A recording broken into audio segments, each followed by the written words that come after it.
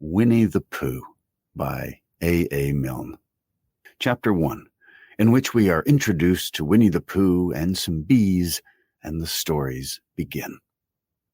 Here is Edward Bear coming downstairs now, bump, bump, bump on the back of his head behind Christopher Robin.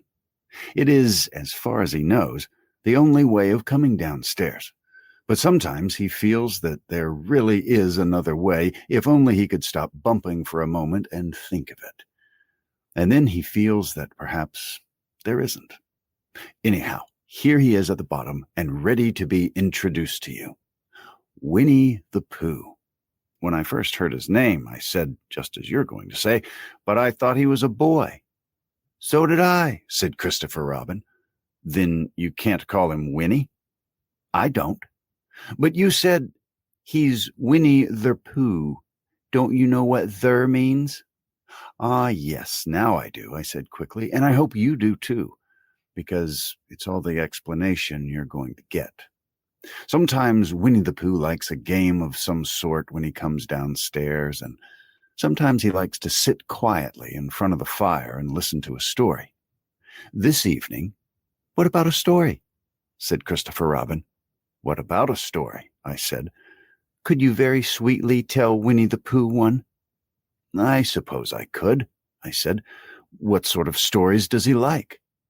About himself, because he's that sort of bear.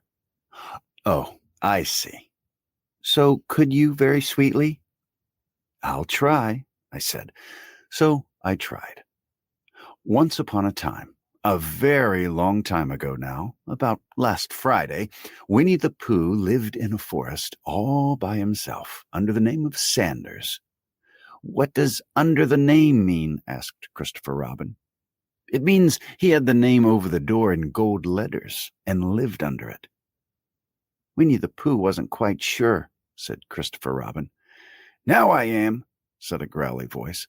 Then I will go on, said I. One day, when he was out walking, he came to an open place in the middle of the forest, and in the middle of this place was a large oak tree, and from the top of the tree there came a loud buzzing noise. Winnie the Pooh sat at the foot of the tree, put his head between his paws, and began to think. First of all, he said to himself, that buzzing noise means something. You don't get a buzzing noise like that just buzzing and buzzing without its meaning something.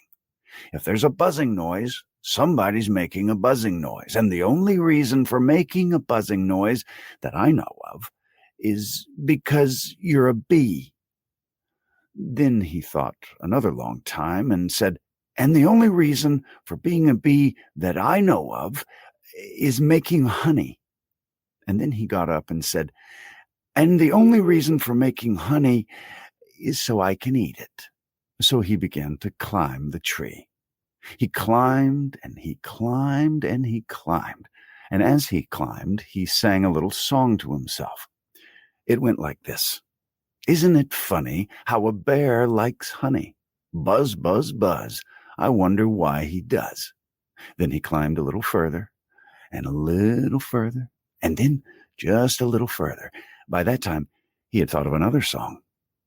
It's a very funny thought that if bears were bees, they'd build their nests at the bottom of trees, and that being so, if the bees were bears, we shouldn't have to climb up all these stairs.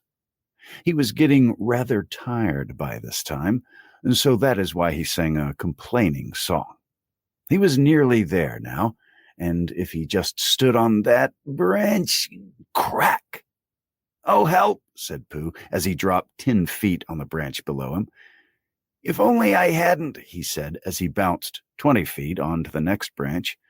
You see, what I meant to do, he explained, as he turned head over heels and crashed onto another branch 30 feet below.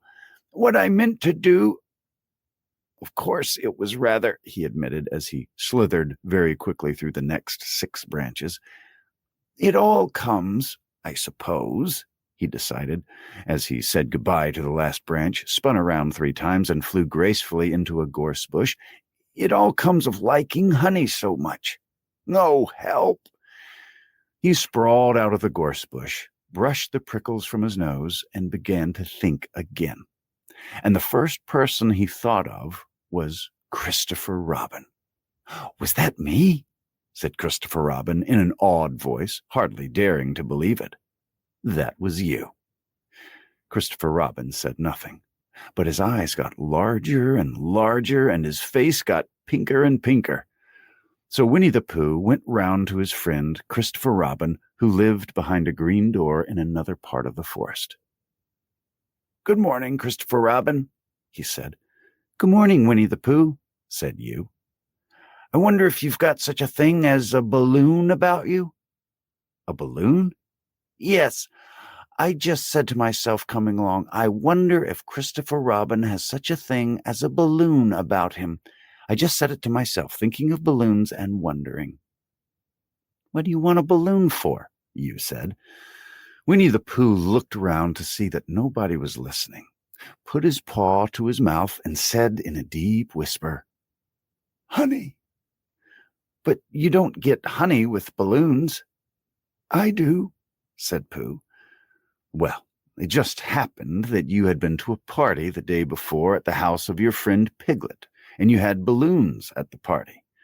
You had had a big green balloon, and one of Rabbit's relations had a big blue one and had left it behind, being really too young to go to a party at all. And you had brought the green one and the blue one home with you." "Which one would you like?" you asked Pooh. He put his head between his paws and thought very carefully. "It's like this," he said. "When you go after honey with a balloon, the great thing is not to let the bees know you're coming. Now, if you have a green balloon, they might think you're only part of the tree and not notice you.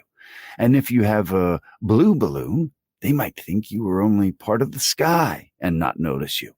And the question is, which is most likely?" "Wouldn't they notice you underneath the balloon?" you asked. "They might, or they might not," said Winnie the Pooh. "You never can tell with bees." He thought for a moment and said, "I shall try to look like a small black cloud. That will deceive them." "Then you had better have the blue balloon," you said, and so it was decided. Well, you both went out with the blue balloon, and you took your gun with you, just in case, as you always did. And Winnie the Pooh went to a very muddy place that he knew of and rolled until he was black all over. And then, when the balloon was blown up as big, and you and Pooh were both holding onto the string, you let go suddenly, and Pooh Bear floated gracefully up into the sky and stayed there, level with the top of the tree about 20 feet from it. "Hooray!" you shouted. "Isn't that fine?" shouted Winnie the Pooh down to you. "What do I look like?" "You look like a bear holding onto a balloon," you said. "Not," said Pooh anxiously, "not like a small black cloud in a blue sky." "Not very much." "Oh, well, perhaps from up here it looks different. And as I say, you never can tell with bees." There was no wind to blow him nearer to the tree. So there he stayed. He could see the honey, he could smell the honey, but he couldn't quite reach the honey. After a little while, he called down to you. "Christopher Robin," he said in a loud whisper. "Hello. I think the bees suspect something." "What sort of thing?" "I don't know, but something tells me they're suspicious." "Perhaps they think that you're after their honey." "It may be that. You never can tell with bees." There was another little silence, and then he called down to you again. "Christopher Robin." "Yes." "Have you an umbrella in your house?" "I think so." "I wish you would bring it out here and walk up and down with it and look up at me every now and then and say, 'Tut, tut, it looks like rain.' I think if you did that, it would help the deception which we are practicing on these bees." "Well," you laughed to yourself, "silly old bear." But you didn't say it aloud because you were so fond of him, and you went home for your umbrella. "Oh, there you are," called down Winnie the Pooh as soon as you got back to the tree. "I was beginning to get anxious. I have discovered that the bees are now definitely suspicious." "Shall I put my umbrella up?" you said. "Yes, but wait a moment. We must be practical. The important bee to deceive is the queen bee. Can you see which is the queen bee from down there?" "No." "A pity. Well, now, if you walk up and down with your umbrella saying, 'Tut, tut, it looks like rain,' I shall do what I can by singing a little cloud song, such as a cloud might sing. Go." So while you walked up and down and wondered if it would be rain, Winnie the Pooh sang this song. "How sweet to be a cloud floating in the blue. Every little cloud always sings aloud. How sweet to be a cloud floating in the blue. It makes him very proud to be a little cloud." The bees were still buzzing as suspiciously as ever. Some of them, indeed, left their nests and flew all around the cloud as it began the second verse of this song, and one bee sat down on the nose of the cloud for a moment and then got up again. "Christopher! Ow! Robin!" called out the cloud. "Yes? I've just been thinking that I have come to a very important decision. These are the wrong sort of bees." "Are they?" "Quite the wrong sort. So I think they should make the wrong sort of honey, shouldn't you?" "Would they?" "Yes. So I think I shall come down." "How?" asked you. Winnie the Pooh hadn't thought about this. If he let go of the string, he would fall, bump, and he didn't like the idea of that. So he thought for a long time, and then he said, "Christopher Robin, you must shoot the balloon with your gun. Have you got your gun?" "Of course I have," you said. "But if I do that, it'll spoil the balloon," you said. "But if you don't," said Pooh, "I shall have to let go, and that would spoil me." When he put it like this, you saw how it was, and you aimed very carefully at the balloon and fired. "Ow!" said Pooh. "Did I miss?" you asked. "You didn't exactly miss," said Pooh, "but you missed the balloon." "I'm so sorry," you said, and you fired again, and this time you hit the balloon, and the air came slowly out, and Winnie the Pooh floated down to the ground. But his arms were so stiff from holding onto the string of the balloon all that time that they stayed up straight in the air for more than a week, and whenever a fly came and settled on his nose, he had to blow it off. And I think, but I'm not sure, that is why he was always called Pooh. "Is that the end of the story?" asked Christopher Robin. "Oh, that's the end of that one. There are others. About Pooh and me, and Piglet and Rabbit and all of you. Don't you remember?" "I do remember, and then when I try to remember, I forget. That day when Pooh and Piglet tried to catch the heffalump. They didn't catch it, did they?" "No. Pooh couldn't because he hasn't any brain. Did I catch it?" "Well, that comes into the story." Christopher Robin nodded. "I do remember," he said, "only Pooh doesn't very well. So that's why he likes having it told to him again, because then it's a real story and not just a remembering." "That's just how I feel," I said. Christopher Robin gave a deep sigh, picked his bear up by the leg, and walked off to the door, trailing Pooh behind him. At the door, he turned and said, "I didn't hurt him when I shot him, did I?" "Not a bit." He nodded and went out, and in a moment I heard Winnie the Pooh bump, bump, bump going up the stairs behind him. Chapter 2, in which Pooh goes visiting and gets into a tight place. Edward Bear, known to his friends as Winnie the Pooh, or Pooh for short, was walking through the forest one day, humming proudly to himself. He had made up a little hum that very morning, and he was doing his stoutness exercise in front of the glass.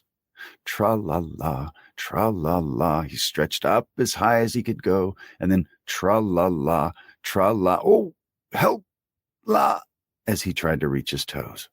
After breakfast, he had said it over and over to himself until he had learnt it off by heart, and now he was humming it right through properly.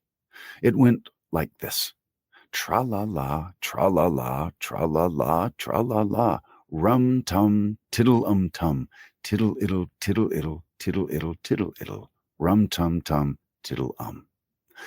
Well, he was humming this hum to himself and walking along gaily, wondering what everybody else was doing and what it felt like being somebody else, when suddenly he came to a sandy bank, and in the bank was a large hole. "Aha!" said Pooh. Rum-tum-tiddle-um-tum. "If I know anything about anything, that hole means rabbit," he said. "And rabbit means company," he said. "And company means food and listening to me humming and such like. Rum-tum-tum-tiddle-um." So he bent down, put his head into the hole, and called out, "Is anybody at home?" There was a sudden scuffling noise from inside the hole, and then silence. "What I said was, 'Is anybody at home?'" called out Pooh very loudly. "No," said a voice, and then added, "You needn't shout so loud. I heard you quite well the first time." "Bother," said Pooh. "Isn't there anybody here at all?" "Nobody." Winnie the Pooh took his head out of the hole and thought for a little, and he thought to himself, "There must be somebody there, because somebody must have said nobody." So he put his head back in the hole and said, "Hello, Rabbit. Isn't that you?" "No," said Rabbit in a different sort of voice this time. "But isn't that Rabbit's voice?" "I don't think so," said Rabbit. "It isn't meant to be." "Oh," said Pooh. He took his head out of the hole and had another think, and said, "Well, could you very kindly tell me where Rabbit is?" "He's gone to see his friend Pooh Bear, who is a great friend of his." "Oh, but this is me," said Bear, very much surprised. "What sort of me?" "Pooh Bear." "Are you sure?" said Rabbit, still more surprised. Quite sure," said Pooh.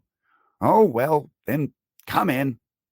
So Pooh pushed and pushed and pushed his way through the hole, and at last he got in. "You were quite right," said Rabbit, looking at him all over. "It is you. Glad to see you." "Who did you think it was?" "Well, I wasn't sure. You know how it is in the forest. One can't have anybody coming into one's house. One has to be careful. What about a mouthful of something?" Pooh always liked a little something at 11 o'clock in the morning, and he was very glad to see Rabbit getting out the plates and mugs. And when Rabbit said, "Honey or condensed milk with your bread," he was so excited that he said, "Both." And then, so as not to seem greedy, he added, "But don't bother about the bread, please." And for a long time after that, he said nothing, until at last, humming to himself in a rather sticky voice, he got up, shook Rabbit lovingly by the paw, and said that he must be going on. "Must you?" said Rabbit politely. "Well," said Pooh, "I could stay a little longer if you," and he tried very hard to look in the direction of the larder. "As a matter of fact," said Rabbit, "I was going out myself directly." "Oh, well, then I'll be going on. Goodbye." "Well, goodbye, if you're sure you won't have any more." "Is there any more?" asked Pooh quickly. Rabbit took the covers off the dishes and said, "No, there wasn't." "I thought so," said Pooh, nodding to himself. "Well, goodbye. I must be going on." So he started to climb out of the hole. He pulled with his front paws, and he pushed with his back paws, and in a little while his nose was out in the open again, and then his ears, and then his front paws, and then his shoulders, and then— "Oh, help!" said Pooh. "I'd better go back." "Oh, bother," said Pooh. "I shall have to go on." "I can't do either," said Pooh. "Oh, help and bother." Now, by this time, Rabbit wanted to go for a walk, too. And finding the front door full, he went out by the back door and came round to Pooh and looked at him. "Hello, are you stuck?" he said. "No," said Pooh carelessly, "just resting and thinking and humming to myself." "Here, give us a paw." Pooh Bear stretched out a paw, and Rabbit pulled and pulled and pulled. "Ow!" cried Pooh. "You're hurting." "The fact is," said Rabbit, "you're stuck." "It all comes," said Pooh crossly, "of not having front doors big enough." "It all comes," said Rabbit sternly, "of eating too much." "I thought at the time," said Rabbit, "only I didn't like to say anything," said Rabbit. "That one of us was eating too much," said Rabbit. "And I knew if it wasn't me," he said, well, I shall go and fetch Christopher Robin." Christopher Robin lived at the other end of the forest, and when he came back with Rabbit and saw the front half of Pooh, he said, "Silly old bear," in such a loving voice that everybody felt quite hopeful again. "I was just beginning to think," said Bear, sniffing slightly, "that Rabbit might never be able to use his front door again, and I should hate that," he said. "So should I," said Rabbit. "Use his front door again?" said Christopher Robin. "Of course he'll use his front door again." "Good," said Rabbit. "If we can't pull you out, Pooh, we might push you back."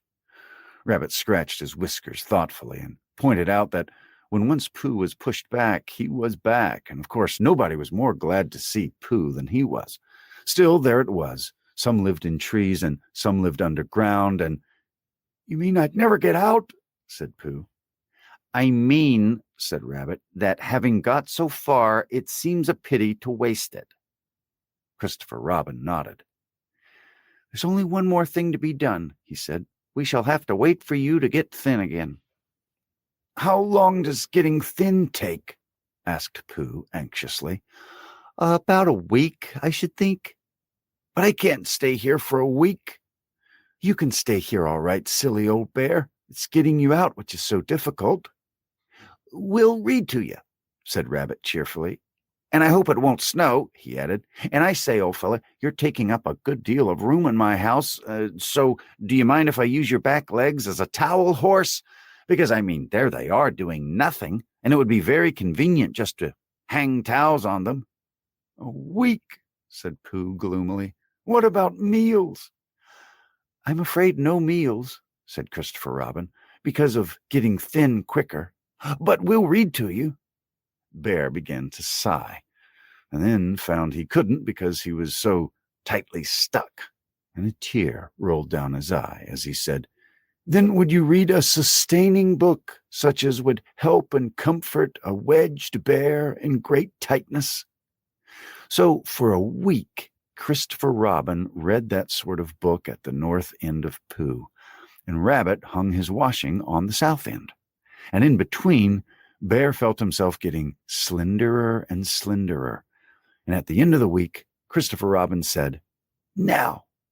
So he took hold of Pooh's front paws, and Rabbit took hold of Christopher Robin, and all Rabbit's friends and relations took hold of Rabbit, and they all pulled together. And for a long time, Pooh only said, "Ow!" and "Oh!" And then all of a sudden, he said, "Pop!" just as if a cork were coming out of a bottle. And Christopher Robin and Rabbit and all Rabbit's friends and relations went head over heels backwards, and on top of them came Winnie the Pooh, free. So, with a nod of thanks to his friends, he went on with his walk through the forest, humming proudly to himself. But Christopher Robin looked after him lovingly and said to himself, "Silly old bear." Chapter 3, in which Pooh and Piglet go hunting and nearly catch a woozle. The piglet lived in a very grand house in the middle of a beech tree, and the beech tree was in the middle of the forest, and the piglet lived in the middle of that house.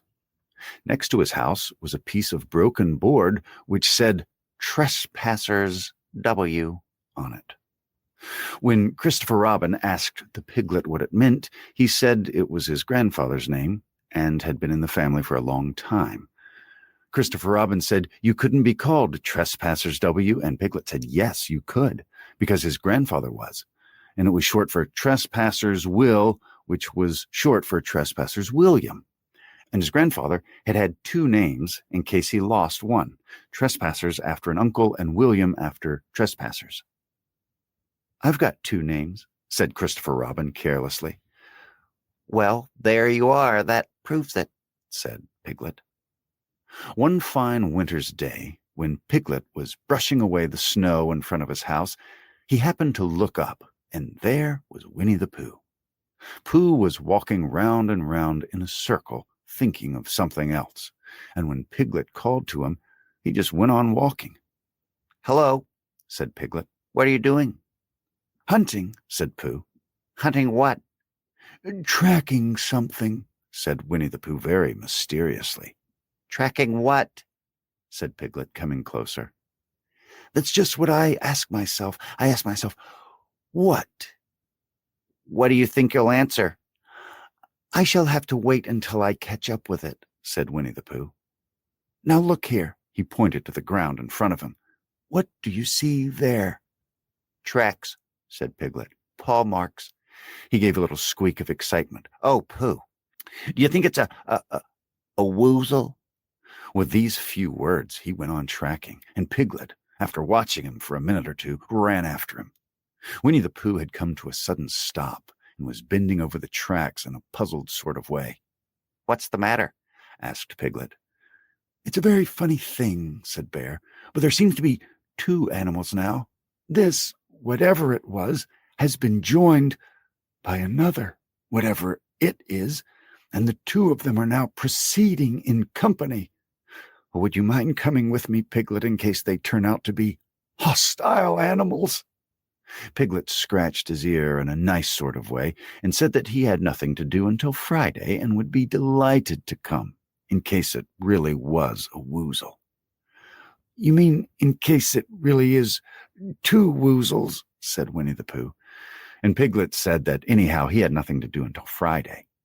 So off they went together.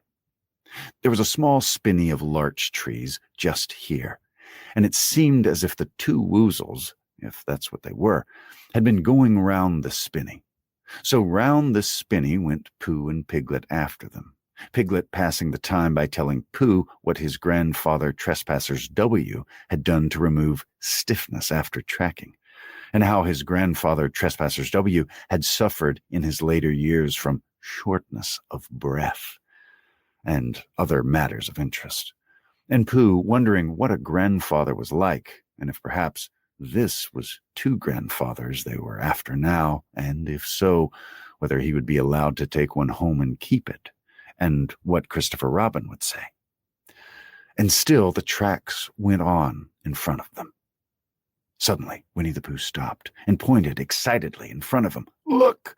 "What?" said Piglet with a jump, and then, to show that he hadn't been frightened, he jumped up and down once or twice more in an exercising sort of way. "The tracks," said Pooh. "A third animal has joined the other two." "Pooh," cried Piglet, "do you think it's another woozle?" "No," said Pooh, "because it makes different marks. It is either two woozles and one, as it might be, whizzle, or two, as it might be, whizzles, and one, if so it is, woozle. Let us continue to follow them." So they went on, feeling just a little anxious now in case the three animals in front of them were of hostile intent. And Piglet wished very much that his grandfather T.W. were there instead of elsewhere, and Pooh thought how nice it would be if they met Christopher Robin suddenly, but quite accidentally, and only because he liked Christopher Robin so much. And then all of a sudden, Winnie the Pooh stopped again and licked the tip of his nose in a cooling manner, for he was feeling more hot and anxious than ever in his life before. There were 4 animals in front of them. "Do you see, Piglet? Look at their tracks. 3, as it were, woozles, and 1, as it were, whizzle. Another woozle has joined them." And so it seemed to be. There were the tracks, crossing over each other here, getting muddled up with each other there, but quite plainly every now and then the tracks of 4 sets of paws. "I think," said Piglet, when he had licked the tip of his nose too, and found that it brought very little comfort, "I think that I have just remembered something that I forgot to do yesterday and shan't be able to do tomorrow, so I suppose I really ought to go back and do it now." "Well, do it this afternoon and I'll come with you," said Pooh. "It isn't the sort of thing you can do in the afternoon," said Piglet quickly. "It's a very particular morning thing that has to be done in the morning, and, if possible, between the hours of— what would you say the time was?" "About 12, said Winnie the Pooh, looking at the sun. "Between, as I was saying, the hours of 12 and 12:05. So really, dear old Pooh, if you'll excuse me—" "What's that?" Pooh looked up at the sky, and then, as he heard the whistle again, he looked up into the branches of a big oak tree, and then he saw a friend of his. "It's Christopher Robin," he said. "Ah, then you'll be all right," said Piglet.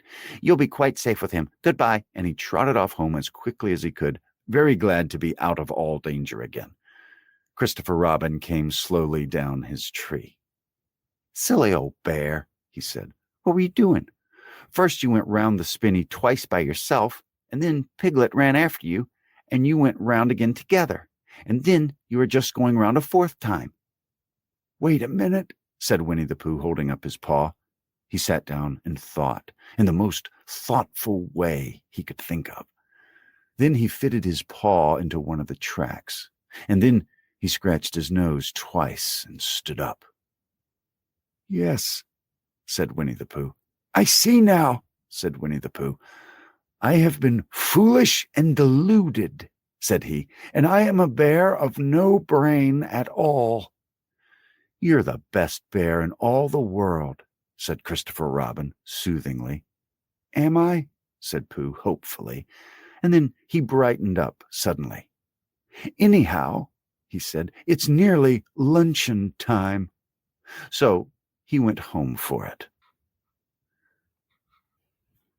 Chapter 4, in which Eeyore loses a tail and Pooh finds one. The old gray donkey, Eeyore, stood by himself in a thistly corner of the forest, his front feet well apart, his head on one side, and thought about things. Sometimes he thought sadly to himself, "Why?" And sometimes he thought, "Wherefore?" And sometimes he thought, "Inasmuch as which?" And sometimes he didn't quite know what he was thinking about. So when Winnie the Pooh came stumping along, Eeyore was very glad to be able to stop thinking for a little in order to say, "How do you do?" in a gloomy manner to him. "And how are you?" said Winnie the Pooh. Eeyore shook his head from side to side. "Not very how," he said. "I don't seem to have felt at all how for a long time." "Dear, dear," said Pooh, "I'm sorry about that. Let's have a look at you." So Eeyore stood there, gazing sadly at the ground, and Winnie the Pooh walked all round him once. "Why, what's happened to your tail?" he said in surprise. "What's happened to it?" said Eeyore. "It isn't there." "Are you sure?" "Well, either a tail is there or it isn't there. You can't make a mistake about it, and yours isn't there." "Then what is?" "Nothing." "Let's have a look," said Eeyore, and he turned slowly round to the place where his tail had been a little while ago. And then, finding that he couldn't catch it up, he turned round the other way until he came back to where he was at first. And then he put his head down and looked between his front legs, and at last he said with a long, sad sigh, "Oh, I believe you're right." "Of course I'm right," said Pooh. "Well, that accounts for a good deal," said Eeyore gloomily. "It explains everything. No wonder." "You must have left it somewhere," said Winnie the Pooh. "Somebody must have taken it," said Eeyore. "How like 'em," he added after a long silence. Pooh felt that he ought to say something helpful about it, but didn't quite know what. So he decided to do something helpful instead. "Eeyore," he said solemnly, "I, Winnie the Pooh, will find your tail for you." "Thank you, Pooh," answered Eeyore. "You're a real friend," said he. "Not like some," he said. So Winnie the Pooh went off to find Eeyore's tail. It was a fine spring morning in the forest as he started out. Little soft clouds played happily in a blue sky, skipping from time to time in front of the sun as if they had come to put it out, and then sliding away suddenly so that the next might have his turn. Through them and between them the sun shone bravely, and a copse which had worn its furs all the year round seemed old and dowdy now beside the new green lace which the beeches had put on so prettily. Through copse and spinney marched Bear, down open slopes of gorse and heather, over rocky beds of streams, up steep banks of sandstone into the heather again, and so at last, tired and hungry, to the 100-acre wood. For it was in the 100-acre wood that Owl lived. "And if anyone knows anything about anything," said Bear to himself, "it's Owl who knows something about something," he said. "Or my name's not Winnie the Pooh," he said. "Which it is," he added, "so there you are." Owl lived at the Chestnuts, an old-world residence of great charm, which was grander than anybody else's, or seemed so to Bear, because it had both a knocker and a bell-pull. Underneath the knocker there was a notice which said, "Please ring if an answer is required." Underneath the bell-pull there was a notice which said, "Please knock if an answer is not required." These notices had been written by Christopher Robin, which was the only one in the forest who could spell, for Owl, wise though he was in many ways, able to read and write and spell his own name, W-O-L, yet somehow went all to pieces over delicate words like measles and buttered toast.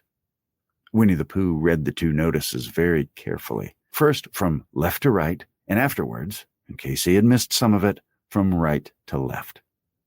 Then, to make quite sure, he knocked and pulled the knocker, and he pulled and knocked the bell rope, and he called out in a very loud voice, "Owl, I require an answer. It's Bear speaking." And the door opened, and Owl looked out. "Hello, Pooh," he said. "How's things?" "Terrible and sad," said Pooh, "because Eeyore, who is a friend of mine, has lost his tail, and he's moping about it. So could you very kindly tell me how to find it for him?" "Well," said Owl, "the customary procedure in such cases is as follows." "What does customary proceded cake mean?" said Pooh, "for I'm a bear of very little brain, and long words bother me." "It means the thing to do." "As long as it means that, I don't mind," said Pooh humbly. "The thing to do is as follows. First, issue a reward. Then—" "Just a moment," said Pooh, holding up his paw. "What do we do to this? What you were saying? You sneezed just as you were going to tell me." "I didn't sneeze." "Yes, you did, Owl." "Excuse me, Pooh, I didn't. You can't sneeze without knowing it." "Well, you can't know it without something having been sneezed." "What I said was, first issue a reward." "You're doing it again," said Pooh sadly. "A reward," said Owl very loudly. "We write a notice to say that we will give a large something to anybody who finds Eeyore's tail." I see," said Pooh, nodding his head. "Talking about large somethings," he went on dreamily, "I generally have a small something about now, about this time in the morning." And he looked wistfully at the cupboard in the corner of Owl's parlor. "Just a mouthful of condensed milk or what not, perhaps a lick of honey."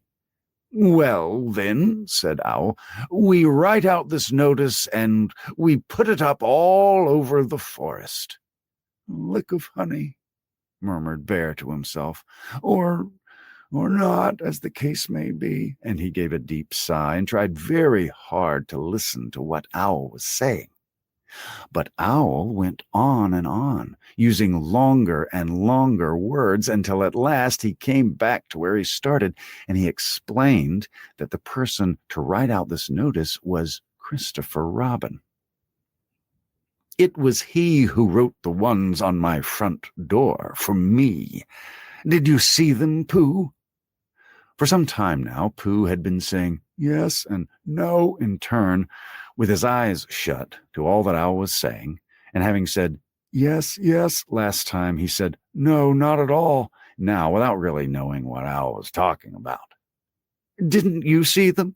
said Owl, a little surprised. "Come and look at them now." So they went outside, and Pooh looked at the knocker and the notice below it, and he looked at the bell rope and the notice below it, and the more he looked at the bell rope, the more he felt that he had seen something like it somewhere else, some time before. "Handsome bell rope, isn't it?" said Owl. Pooh nodded.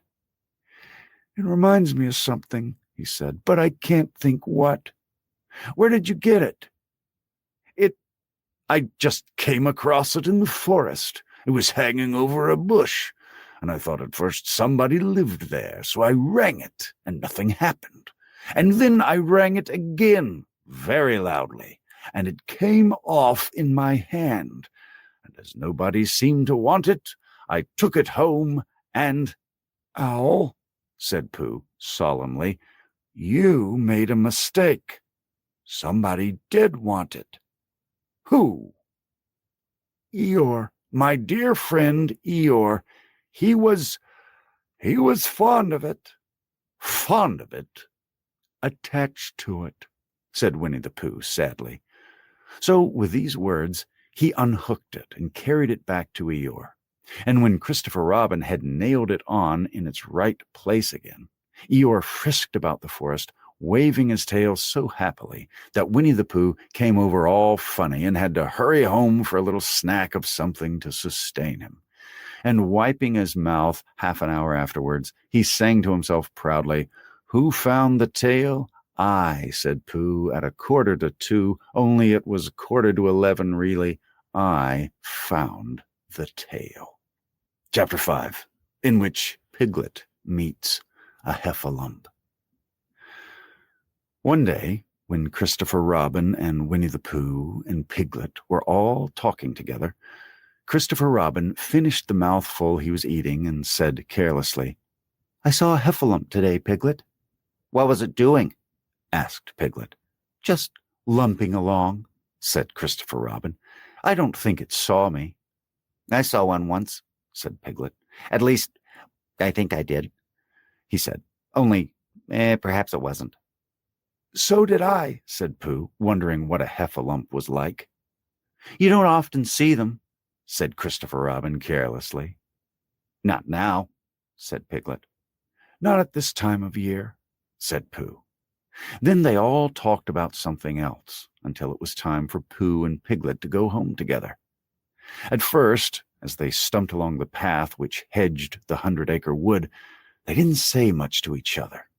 But when they came to the stream and had helped each other across the stepping stones, they were able to walk side by side again over the heather. They began to talk in a friendly way about this and that, and Piglet said, "If you see what I mean, Pooh." And Pooh said, "It's just what I think myself, Piglet." And Piglet said, "But on the other hand, Pooh, we must remember." And Pooh said, "Quite true, Piglet, although I had forgotten it for the moment." And then, just as they came to the 6 pine trees, Pooh looked around to see that nobody else was listening and said in a very solemn voice, "Piglet, I have decided something." "What have you decided, Pooh?" "I have decided to catch a heffalump." Pooh nodded his head several times as he said this and waited for Piglet to say, "How?" or "Pooh, you couldn't," or something helpful of that sort. But Piglet said nothing. The fact was, Piglet was wishing that he had thought about it first. "I shall do it," said Pooh, after waiting a little longer, "by means of a trap. And it must be a cunning trap, so you will have to help me, Piglet." "Pooh," said Piglet, feeling quite happy again now, "I will." And then he said, "How shall we do it?" and Pooh said, "That's just it. How?" And then they sat down together to think it out. Pooh's first idea was that they should dig a very deep pit, and then the heffalump would come along and fall into the pit. "And why?" said Piglet. "Why what?" said Pooh. "Why would he fall in?" Pooh rubbed his nose with his paw and said that the heffalump might be walking along, humming a little song, and looking up at the sky, wondering if it would rain, and so he wouldn't see the very deep pit until he was halfway down, when it would be too late. Piglet said that this was a very good trap, but supposing it were raining already? Pooh rubbed his nose again and said he hadn't thought about that. And then he brightened up and said that if it were raining already, the heffalump would be looking at the sky, wondering if it would clear up. And so he wouldn't see the very deep pit until he was halfway down, when it would be too late. Piglet said that, now that this point had been explained, he thought it was a cunning trap. Pooh was very proud when he heard this, and he felt that the heffalump was as good as caught already. But there was just one other thing which had to be thought about, and it was this: where should they dig the very deep pit? Piglet said that the best place would be somewhere where a heffalump was, just before he fell into it, only about a foot farther on. "But then he would see us digging it," said Pooh. "Not if he was looking at the sky." "He would suspect," said Pooh, "if he happened to look down." He thought for a long time and then added sadly, "It isn't as easy as I thought. I suppose that's why heffalumps hardly ever get caught." "That must be it," said Piglet. They sighed and got up, and when they had taken a few gorse prickles out of themselves, they sat down again, and all the time Pooh was saying to himself, "If only I could think of something," for he felt sure that a very clever brain could catch a heffalump if only he knew the right way to go about it. "Suppose," he said to Piglet, "you wanted to catch me. How would you do it?" "Well," said Piglet, "I should do it like this. I should make a trap, and I should put a jar of honey in the trap, and you would smell it, and you would go in after it, and I think I would go in after it," said Pooh excitedly, "only very carefully so as not to hurt myself, and I would get to the jar of honey, and I should lick round the edges first of all, pretending that there wasn't any more, and then I should walk away and think about it a little, and then I should come back and start licking in the middle of the jar, and then—" "Yes, well, never mind about that. There you would be, and there I would catch you. Now, the first thing to think of is, what do heffalumps like? I should think acorns, shouldn't you? We'll get a lot of them. I say, wake up, Pooh." Pooh, who had gone into a happy dream, woke up with a start and said that honey was a much more trappy thing than acorns. Piglet didn't think so, and they were just going to argue about it when Piglet remembered that if they put acorns on the trap, he would have to find the acorns. But if they put honey, then Pooh would have to give up some of his own honey. So he said, "All right, honey then," just as Pooh remembered it too and was going to say, "All right, acorns." "Honey," said Piglet to himself in a thoughtful way, as if it were now settled. "I'll dig the pit while you go and get the honey." "Very well," said Pooh, and he stumped off. As soon as he got home, he went to the larder, and he stood on a chair and took down a very large jar of honey from the top shelf. It had honey written on it, but just to make sure, he took off the paper cover and looked at it, and it looked just like honey. "But you can never tell," said Pooh. "I remember my uncle saying once that he had seen cheese just this color." So he put his tongue in and took a large lick. "Yes," he said. "It is, no doubt about that. And honey, I should say, right down to the bottom of the jar. Unless, of course," he said, "somebody put cheese in at the bottom just for a joke. Perhaps I'd better go a little further, just in case heffalumps don't like cheese, same as me. Ah," and he gave a deep sigh, "I was right. It is honey, right the way down." Having made certain of this, he took the jar back to Piglet, and Piglet looked up from the bottom of his very deep pit and said, "Got it?" And Pooh said, "Yes, but it isn't quite a full jar." And he threw it down to Piglet, and Piglet said, "No, it isn't. Is that all you've got left?" And Pooh said, "Yes," because it was. So Piglet put the jar at the bottom of the pit and climbed out, and they went off home together. "Well, good night, Pooh," said Piglet, when they had got to Pooh's house. "And we meet at 6 o'clock tomorrow morning by the pine trees and see how many heffalumps we've got in our trap." 6 o'clock, Piglet. And have you got any string?" "No. Why do you want string?" "To lead them home with." "Oh, I think heffalumps come if you whistle." "Some do, and some don't. You never can tell with heffalumps. Well, good night." "Good night." And off Piglet trotted to his house, Trespassers W, while Pooh made his preparations for bed. Some hours later, just as the night was beginning to steal away, Pooh woke up suddenly with a sinking feeling. He had had that sinking feeling before, and he knew what it meant. He was hungry. So he went to the larder, and he stood on a chair and reached up to the top shelf and found nothing. "That's funny," he thought. "I know I had a jar of honey there, a full jar, full of honey right up to the top, and it had honey written on it, so that I should know it was honey. That's very funny." And then he began to wander up and down, wondering where it was, and murmuring a murmur to himself like this: "It's very, very funny, 'cause I know I had some honey, 'cause it had a label on saying honey. A galoptious full-up pot, too, and I don't know where it's got to. No, I don't know where it's gone. Well, it's funny." He had murmured this to himself 3 times in a singing sort of way, when suddenly he remembered. He had put it into the cunning trap to catch the heffalump. "Bother," said Pooh. "It all comes of trying to be kind to heffalumps." And he got back into bed. But he couldn't sleep. The more he tried to sleep, the more he couldn't. He tried counting sheep, which is sometimes a good way of getting to sleep, and as that was no good, he tried counting heffalumps. And that was worse, because every heffalump that he counted was making straight for a pot of Pooh's honey and eating it all. For some minutes he lay there miserably, but when the 587th heffalump was licking its jaws and saying to itself, "Very good honey, this.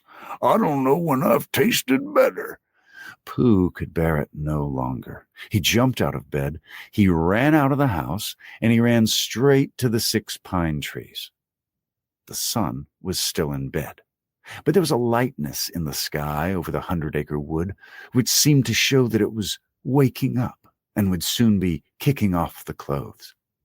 In the half-light, the pine trees looked cold and lonely, and the very deep pit seemed deeper than it was, and Pooh's jar of honey at the bottom was something mysterious, a shape and no more. But as he got nearer to it, his nose told him that it was indeed honey, and his tongue came out and began to polish up his mouth, ready for it. "Bother," said Pooh, as he got his nose inside the jar. "A heffalump has been eating it." And then he thought a little and said, "Oh, no, I did. I forgot." Indeed, he had eaten most of it, but there was a little left at the very bottom of the jar, and he pushed his head right in and began to lick. By and by, Piglet woke up, As soon as he woke, he said to himself, "Oh." Then he said bravely, "Yes." and then still more bravely, "Quite so." but he didn't feel very brave, for the word which he was really jiggeting about in his brain was "Heffalumps." what was a heffalump like? Was it fierce? Did it come when you whistled? And how did it come? Was it fond of pigs at all? If it was fond of pigs, did it make any difference what sort of pig? Supposing it was fierce with pigs, would it make any difference if the pig had a grandfather called Trespassers William? He didn't know the answer to any of these questions, and he was going to see his first heffalump in about an hour from now. Of course, Pooh would be with him, and it was much more friendly with two. But suppose heffalumps were very fierce with pigs and bears. Wouldn't it be better to pretend that he had a headache and couldn't go up to the 6 pine trees this morning? But then suppose that it was a very fine day, and there was no heffalump in the trap. Here he would be in bed all morning, simply wasting his time for nothing. What should he do? And then he had a clever idea. He would go up very quietly to the 6 pine trees now, peep very cautiously into the trap, and see if there was a heffalump there. And if there was, he would go back to bed. And if there wasn't, he wouldn't. So off he went. At first, he thought that there wouldn't be a heffalump in the trap. And then he thought that there would. And as he got nearer, he was sure that there would, because he could hear it heffalumping about like anything. "Oh dear, oh dear, oh dear," said Piglet to himself, and he wanted to run away, but somehow, having got so near, he felt that he must just see what a heffalump was like. So he crept to the side of the trap and looked in.